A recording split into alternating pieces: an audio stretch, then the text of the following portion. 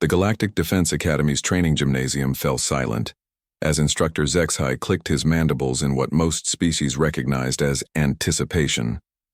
The towering Krathen had seen recruits from over 40 different worlds attempt the close combat demonstration, and while each species brought their own martial traditions, none had particularly impressed him. Standing before the assembled class of interspecies cadets was Corporal Elena Vasquez, the sole human representative in training cohort Delta 7. At barely 1.7 meters tall, she looked diminutive compared to the hulking Borthak warriors who stood nearly 3 meters in their environmental suits, or even the sleek Thylorian assassins with their razor-sharp natural claws. Corporal Vasquez, Instructor Zexhai's voice resonated through the translation implants each cadet wore. Your species submitted a request to demonstrate what you call improvised weapons combat.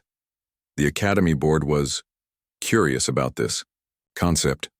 Elena nodded, her dark eyes scanning the available equipment scattered around the training mat. Standard issue, practice weapons, defensive gear, and various maintenance tools that doubled as training props. Her gaze lingered on a simple maintenance mop leaning against the far wall. Sir, permission to select my demonstration tool? Granted. Choose whatever you require. Elena walked purposefully toward the mop, ignoring the confused chittering from her insectoid classmates and the low growls from the carnivorous Vexari. She grasped the polymer handle, testing its weight and flex. The mop head had been removed for safety, leaving only the hollow synthetic shaft, roughly 2 meters long and about as thick as her thumb. Cadet Thorn, a massive Borthak whose home world boasted gravity twice that of Earth, let out what sounded like laughter through his translator. The human chooses a cleaning implement? This should be amusing. Elena ignored the comment, positioning herself in the center of the mat. Instructor, what would you like me to demonstrate specifically? Zexhai consulted his data pad. Combat.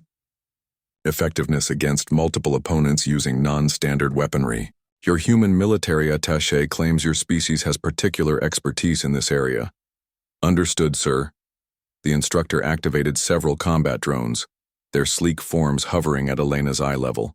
Each was equipped with padded contact sensors that would register a successful strike.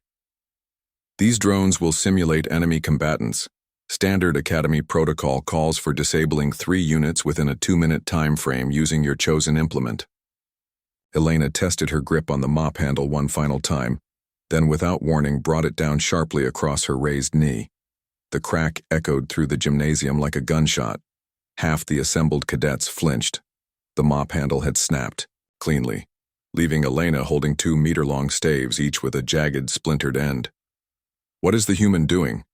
Whispered Cadet Lyrics, her tentacles coiling nervously.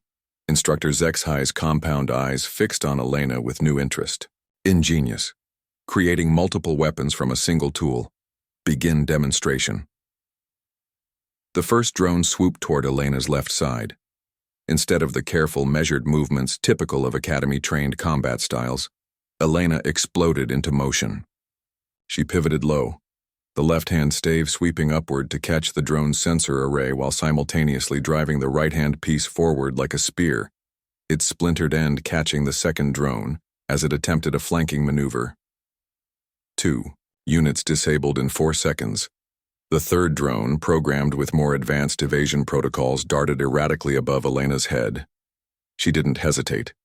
Gripping one stave near its center, she hurled it like a javelin. The spinning wood caught the drone squarely, sending it crashing into the gymnasium's padded wall. Total time, 9 seconds. The silence stretched for a full 10 seconds before Cadet Thorn's translator crackled to life.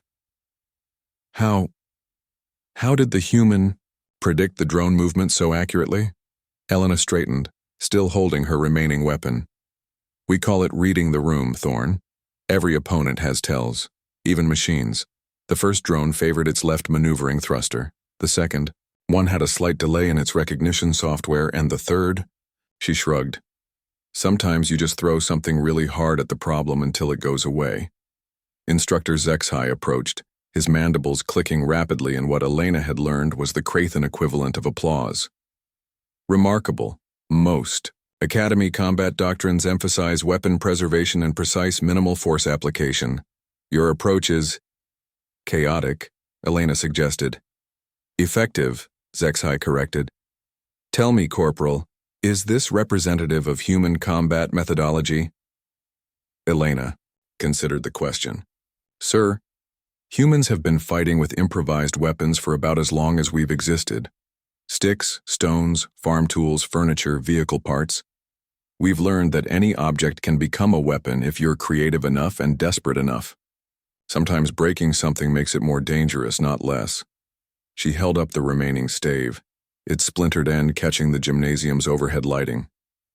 A mop handle is just a staff, but a broken mop handle? Now you've got 2 clubs, 2 spears, 2 flails, or maybe just really effective kindling for a distraction fire. Cadet Morgan, a typically stoic Thylorian, tilted her reptilian head. Your species' combat philosophy seems to embrace chaos and destruction of your own equipment. Not chaos, Elena replied, setting the broken stave carefully on the equipment rack. Adaptation. Humans learned early that survival often means making the best of whatever you have available. If that means breaking something to make it work better for your situation, then you break it. Instructor Zexhai made several notes on his data pad. This improvisation ability will be valuable in field operations.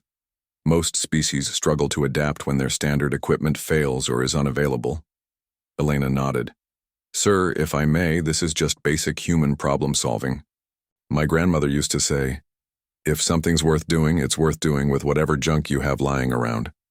The instructor's translator struggled with the colloquialism for a moment, before approximating it in galactic standard. Wise. Words, class dismissed. Corporal Vasquez, please report to Advanced Tactical Studies tomorrow. I believe we have much to learn from human junk methodology. As the other cadets filed out, chattering excitedly in various languages about the demonstration, Elena picked up the pieces of the broken mop handle. Waste not, want not. After all, these would make excellent practice weapons for tomorrow's session. After all, she was just getting started.